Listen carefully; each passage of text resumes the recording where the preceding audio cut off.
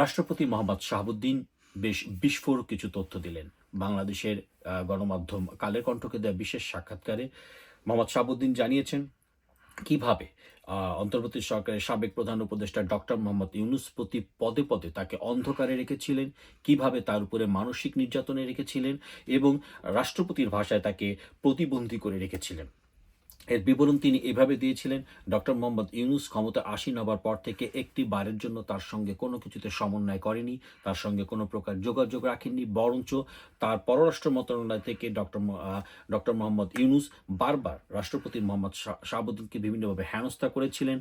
মিথ্যা চিঠি বা ড্রাফট বানিয়ে সেগুলোকে বাইরে তিনি দেওয়ার চেষ্টা করেছিলেন, এই বলে রাষ্ট্রপতি কখনো অসুস্থ, রাষ্ট্রপতি বাইরে সফরের জন্য উদ্যোগী নন, এমন চিঠিগুলো ড্রাফট করে নিয়ে আসা হতো পররাষ্ট্র মন্ত্রণালয় থেকে।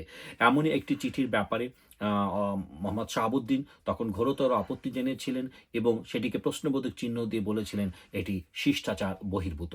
তিনি একটি ঘটনার উল্লেখ করে বলেন, একজন উপদেষ্টা তিনি বিদেশ সফরে গিয়ে তৎক্ষণাৎভাবে রাষ্ট্রপতির ছবিকে টানানো নিয়ে তিনি গালিগালাজ করেন সেই হাই কমিশনকে, এবং সেই রাতের মধ্যেই সারা বিশ্ব থেকে বাংলাদেশের যত হাই কমিশন আছে সেখান থেকে দীর্ঘদিনের যে রাষ্ট্রীয় আচার রাষ্ট্রপতির ছবি টানানো সেটি থেকে নামিয়ে ফেলা, এতে তিনি ভীষণভাবে কষ্ট পেয়েছিলেন।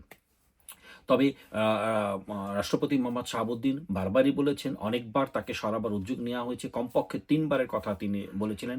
অর্থাৎ একটি বিশেষ গোষ্ঠী দেশের সাংবিধানিক শূন্যতা তৈরির চেষ্টা করেছিল। ৩ বারই তিনি তার নিজস্ব একটি মত তৈরি করেন যে প্রয়োজনে রক্ত ঝরবে, মানে তার নিজের উপরে, কিন্তু তিনি সাংবিধানিক শূন্যতা তিনি তৈরি হতে দেবেন না। অর্থাৎ তিনি নিজের উপরে যা কিছু ঘটবে সেটা হোক, কিন্তু যে কোনো কিছুর বিনিময়ে উনি বাংলাদেশের সাংবিধানিক শূন্যতা তিনি ধরে রাখবেন বলে ওই সাক্ষাৎকারে জানিয়েছিলেন। তবে তিনি কৃতজ্ঞ চিত্তে স্মরণ করেছেন বাংলাদেশের বর্তমান প্রধানমন্ত্রী তারেক রহমানের জন্য।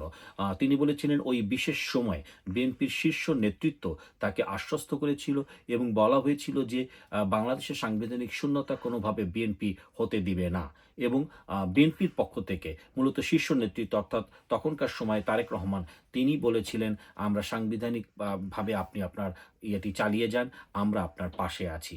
এটিকে তিনি ২ বার তার সাক্ষাৎকারে বর্তমান প্রধানমন্ত্রী তারেক রহমানকে তিনি কৃতজ্ঞতা জানিয়েছেন এবং সাংবিধানিক শূন্যতা না হবার জন্য এবং ওইসব যারা শূন্যতার চেষ্টা করেছিল তাদেরকে ব্যর্থ করে দিয়ে সাংবিধানিক যে পথটি ভাবে এখন চলছে সেটিকে অগ্রসর হবার জন্য তিনি বর্তমান প্রধানমন্ত্রী তারেক রহমানকে বারবার ধন্যবাদ জানিয়েছেন। এছাড়াও তিনি ধন্যবাদ জানিয়েছেন সশস্ত্র বাহিনীকে, ৩ যারা রয়েছেন সেনা, নৌ এবং বিমান, তারা কিন্তু এসেছিল এবং সেক্ষেত্রে ৩ বাহিনী প্রধানই বলেছিল যে, স্যার আপনার অসম্মান মানে তাদের অসম্মানিত হওয়া, আপনার পরাজয় মানে তাদের পরাজয় হওয়া। কাজেই তারাও সশস্ত্র বাহিনী যে প্রধান যে সশস্ত্র বাহিনীর যে ৩টি বিভাগ তারা সাথে ছিল। এবং আরেকটি কথা সেখানে উল্লেখ করা হয় যে, একবার সরকারের এক প্রভাবশালী উপদেষ্টা তিনি রিপ্লেসমেন্ট হিসেবে মোহাম্মদ শাহাবুদ্দিন রিপ্লেসমেন্ট হিসেবে ভেবেছিলেন, কিন্তু অনেক দূর আলোচনা হয়েছিল, কিন্তু সেই সাবেক একজন প্রধান বিচারপতি তিনি ওই পদটি নিতে অস্বীকৃতি জানান। তিনি সাংবিধানিক সংকট এবং তিনি এইভাবে কোনো পদে বসতে আগ্রহী নয় বলে জানায়, ফলে সে সময় সেটি ভেস্তে যায়। পরিশেষে তিনি বলেছেন যে তার সবচেয়ে তিনি লাস্টের দিকে বলেছেন যে তাকে প্রতিবন্ধী অবস্থায় ফেলা হয়েছে। মূলত ঢাকা রিপোর্টার্স ইউনিটি নির্বাচনে জয়ী একটি দল তার সাথে দেখা করতে আসেন, তিনি তার বর্ণনায় নিজেকে সাংবাদিক বান্ধব বলেন, কিন্তু দেখা করতে যাওয়ার পরের দিন থেকেই সেই যে তার যে প্রেস উইংয়ের যারা সদস্য ছিল ৩ জন তাদেরকে সেখান থেকে তুলে নিয়ে যাওয়া হয় এবং সেখানে দীর্ঘদিন অভিজ্ঞতা সম্পন্ন একজন ফটোগ্রাফারকেও নিয়ে যাওয়া হয়। এটি তার জন্য একটি প্রতিবন্ধী অবস্থা ছিল বলে তিনি মনে করেন।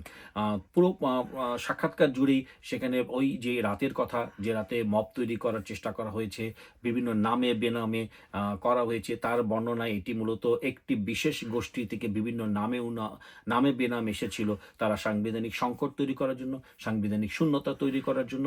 কিন্তু বারবার রাষ্ট্রপতি মোহাম্মদ শাহাবুদ্দিন অবিচল ছিলেন এবং বারবার তিনি একই কথা বলেছেন, বিএনপির শীর্ষ নেতৃত্ব থেকে যখন তিনি আশ্বস্ত হয়েছিলেন তখন তিনি মনে করেছিলেন তার পাশে একটি শক্তভাবে দাঁড়াবার জন্য কেউ আছে, এবং বিএনপির শীর্ষ নেতৃত্ব তারেক রহমানের প্রতি তিনি বারবার কৃতজ্ঞতা প্রকাশ করেছেন। এছাড়াও কিছু বিদেশি কূটনীতিক যারা আছেন তারাও চাননি যে এভাবে সাংবিধানিক সংকট তৈরি হোক, ফলে তাদের প্রতিও তার কৃতজ্ঞতাটি এই সাক্ষাৎকারে ফুটে উঠেছে। এই সাক্ষাৎকারটি এমন এক সময় দেওয়া হলো যখন আসলেই আমরা ১৭-১৮ মাস পর আমরা দেখলাম যখন শপথ গ্রহণ করা হলো তখন রাষ্ট্রপতি মোহাম্মদ শাহাবুদ্দিনের সাথে প্রধানমন্ত্রী তারেক রহমানের এই শপথ অনুষ্ঠান অনুষ্ঠান সেটি বেশ গ্রহণযোগ্যতা পেয়েছে এবং এর পরবর্তীতে আমরা শহীদ দিবসের ফুল দেওয়ার অনুষ্ঠানও বহুদিন বাদে কিন্তু রাষ্ট্রপতিকে আমরা দেখতে পেলাম রাষ্ট্রীয় আচার মেনে, এবং তার পরবর্তীতে প্রধানমন্ত্রী দিয়েছেন। অর্থাৎ দেশে যে একটি সাংবিধানিক একটি যে চলমান সাংবিধানিক যেই শূন্যতা যেটি চেষ্টা করা হয়েছিল যে বিশেষ গোষ্ঠী, তাদের সেই উদ্যোগ ব্যর্থ হয়েছে, বারবারই ব্যর্থ হয়েছে। তবে তারা চেয়েছিল দেশে একটি অশান্তির পথে যাক, সেটি এই সাক্ষাৎকারে বারবার চলে এসেছে। বলা যেতে পারে আজ যে বাংলাদেশে যে নতুন সকালটি হলো, কালের কণ্ঠ নিশ্চয়ই সব জায়গায় পৌঁছে যাবে এবং আজকের যেই সাক্ষাৎকারটি সেটি নিশ্চয়ই আমার মনে হয় আগামী ২-৩ দিন এটি টক অফ দ্য কান্ট্রি হিসেবে সবার মুখে মুখে থাকবে।